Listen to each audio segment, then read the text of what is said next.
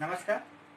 तो आज मैं आप सभी को कॉम्पिटिटिव के बारे में कुछ बताना चाहता हूँ। तो सबसे पहले आप सभी का वेलकम है मेरे सक्सेस एडुकेशन चैनल में और मेरा नाम है राहुल साहब। तो मैं आप लोगों को सबसे पहला नंबर ये बात बता दूं कि कॉम्पिटिटिव फील्ड के यानी जॉब लेने के लिए सबसे ज़रूरी पोर्शन है मैथमेटिक्स। तो मैथमेटिक्स को हम लोग बड़े ही ईजी तरीके से सीख सकते हैं और मैं जो वीडियो आप लोग को देने वाला हूँ, इस वीडियो में आप लोग बड़े ही आसानी से मैथमेटिक्स को आप सीख पाएंगे। तो सबसे पहला नंबर कि जो किस किस चैप्टर में जो कॉमन मैथ आता है, तो मैं ये बता दूं जो मैथ है ये हमारे SSC, staff selection service, rail, ordnance, factory, bank, west Bengal police और एटीसी, ऐसे ही कुछ कॉमन एग्जामों में जो चैप्टर्स आपके कॉमन सिलेबस है उसको मैं आज बताने जा रहा हूँ।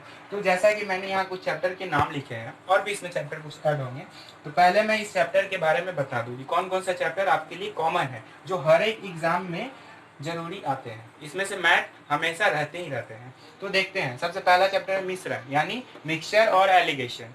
इसके बाद आता है औसत, एवरेज। तीसरा नंबर है समय, काम और दूरी, जिसको बोलते हैं टाइम, वर्क एंड वेजेस। चौथा है रेलगाड़ी और समय, टाइम एंड ट्रेन। पांचवा है नल और टंकी, पाइप्स ऑन किस्टर्न। नाव और धारा, ये 6 नंबर चैप्टर है, बोट एंड स्ट्रीम। 7वां नंबर चैप्टर है नंबर सीरीज, नंबर सीरीज जिसको संख्या बोलते हैं, नंबर संख्या बोलते हैं। उसके बाद में आ जाएगा मेंसुरेशन। तो मेंसुरेशन में कुछ आपको चैप्टर पढ़ना पड़ेगा, मैं आपको सब बताऊंगा। तो सबसे पहले आज हम लोग जो चैप्टर देखने जा रहे हैं वो चैप्टर का नाम है लेसन 4, जो है रेलगाड़ी और समय। ये चैप्टर मैं आप लोग को बताऊंगा। तो ये चैप्टर मैं अभी बताने जा रहा हूँ। तो देखिए चैप्टर 4 में है रेल और समय, ट्रेन और टाइम। तो सबसे पहले मेरे द्वारा कुछ ट्रिक दिया गया है और इस ट्रिक को जानने के पहले आपको ये जानना पड़ेगा कि वेलोसिटी, जो कि हिंदी में इसको वेग बोलते हैं, वेग का फॉर्मूला होता है डिस्प्लेसमेंट यानी दूरी बटा टाइम यानी समय। तो कोई भी अगर गाड़ी या कोई भी वाहन, ठीक है, उसका वेलोसिटी यानी वेग निकालने को दे तो उसका फॉर्मूला होता है दूरी बटा समय। ठीक है, दूरी बटा समय होता है। तो इस पूरे चैप्टर में पूरी इसी फार्मूला का यूज हुआ है। तो ये फार्मूला आप लोग ध्यान से रखेंगे, velocity equals to displacement by time.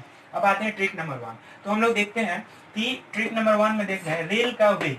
तो रेल का वेग, मान लीजिए एक रेलगाड़ी, ठीक है, एक रेलगाड़ी कितने दूरी तक जा रही है, मान लीजिए कोई दूरी डिस्टेंस को वो तय कर रही है और इतने समय में तय कर रही है। तो दूरी ऊपर लिखेंगे और समय को नीचे लिखेंगे। जैसे इसको डिवाइड करेंगे तो मेरा निकल जाएगा रेल का वेग यानी स्पीड। तो देखिए दोस्तों, यहाँ पे जैसे कि मैंने कि वेग का फॉर्मूला बताया, तो वेग यानी स्पीड एक तरह से इक्वल होता है, बट अगर हम साइंस टॉपिक में जाएंगे तो वेलोसिटी और स्पीड अलग अलग होती है। लेकिन यहाँ पे जो कि हम रेल निकाल रहे हैं, तो यहाँ पे हम इसी को वेग को ही स्पीड मानकर बनाएंगे।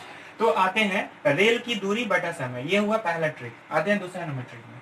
दूसरा ट्रिक नंबर 2 जो बोल रहा है हमको समय निकालना है। तो यहाँ पे देखिए दोस्तों, यहाँ समय है, समय और यहाँ स्पीड। तो अगर स्पीड को नीचे कर दिया जाए और समय को इस तरफ कर दिया जाए तो क्या होगा, रेल की दूरी बटा स्पीड हो जाएगी। देखिए 2 नंबर में सीख वही है। तो 2 नंबर बस एक चीज ऐड हुआ है कि अगर एक रेलगाड़ी एक प्लेटफॉर्म को पार करती है, को मान लीजिए ये प्लेटफॉर्म है, इस प्लेटफॉर्म का दूरी, ये हम पेन के बराबर इस प्लेटफॉर्म की दूरी को पकड़ते हैं, और जो रेलगाड़ी होगी ठीक इस प्लेटफॉर्म से थोड़ी बड़ी होगी। तो रेलगाड़ी और प्लेटफॉर्म की दूरी को हम ऐड करेंगे तो ऊपर में हो जाएगा दूरी और बटे नीचे रहेगा जो रेलगाड़ी कितना स्पीड में वहां से निकल रही है। तो ये निकल जाएगा इसका समय का फॉर्मूला।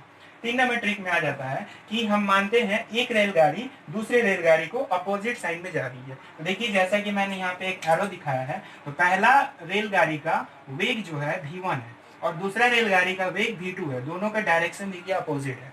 तो इसमें अगर समय निकालने को बोले कि एक रेलगाड़ी दूसरे रेलगाड़ी को कितने समय में पार करती है, तो सबसे पहले हम ये जानेंगे कि इन दोनों वेलोसिटी में से कोई एक वेलोसिटी कम और कोई एक वेलोसिटी ज्यादा होगा। तो हम आते हैं समय के ऊपर। तो सेम फार्मूला लगेगा डिस्टेंस बाय वेलोसिटी, क्योंकि टाइम निकालने का फार्मूला देखिए ये जो स्पीड है ये नीचे जाएगा और समय यहाँ आएगा, तो दूरी बटा स्पीड होगा। तो देखिए यहाँ पे दूरी यानी डिस्टेंस, किसका डिस्टेंस, रेल का, रेल कितना लंबी है।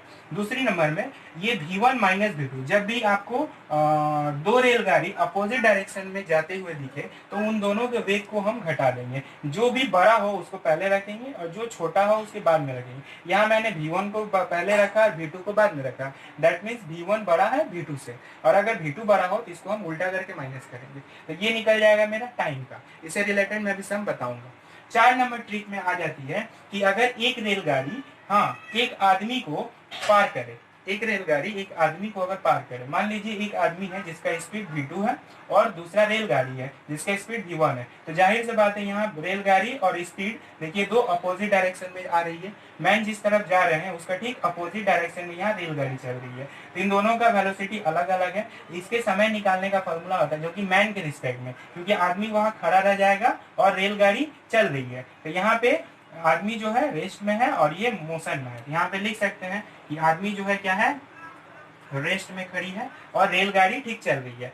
तो रेस्ट भी नहीं बोल सकते एक तरह से, क्योंकि इंसान जिस स्पीड में चल रही है उसका कुछ वेलोसिटी होगा। यहाँ पे रेस्ट में मिटा दे रहा हूँ, इंसान जो स्पीड में यहाँ पे चल रही है उसके सामने तो रेल का वेलोसिटी ज्यादा होगा, तो यहाँ पे समय निकालने का फॉर्मूला होगा डिस्टेंस किसका, रेल का। तो रेल का जो भी माप होगा, यानी अगर हम इस डिस्टेंस की जगह पे एल ले ले, एल मतलब हो जाएगा आपका रेल का दूरी, यानी रेल कितनी बड़ी है, रेल की दूरी बटा दोनों स्पीड को हम जोक कर देंगे, ये होगा मैन के रिस्पेक्ट में, ठीक है। जो आदमी वहां से क्रॉस कर रहा है, सपोज दैट ये रेलगाड़ी है, ये रेलगाड़ी इस डायरेक्शन में जा रही है और एक इंसान इस डायरेक्शन में आ रहा है, तो रेलगाड़ी जो है इस इंसान को कितने समय में क्रॉस कर पाएगी, ऐसा क्वेश्चन होता है। तो इसका समय निकालने का फॉर्मूला आपका हो गया ट्रिक नंबर 4 में, समय इक्वल टू रेल का दूरी बटा दोनों वेलोसिटी को हम जोड़ देंगे, उसको डिवाइड करेंगे। अब आते हैं कि देखिए रेल जो है यहाँ मोशन में है और इंसान रेस्ट में खड़ा है, इंसान जो है रेस्ट में खड़ा है, इंसान का वेलोसिटी हो सके 0 भी दे सकता है और कुछ दे भी सकता है। इंसान जो है खड़ा है और रेल चल रही है, दोनों का डायरेक्शन अपोजिट है, तो जब भी दोनों का डायरेक्शन अपोजिट रहेगा तो हम सीधा सीधी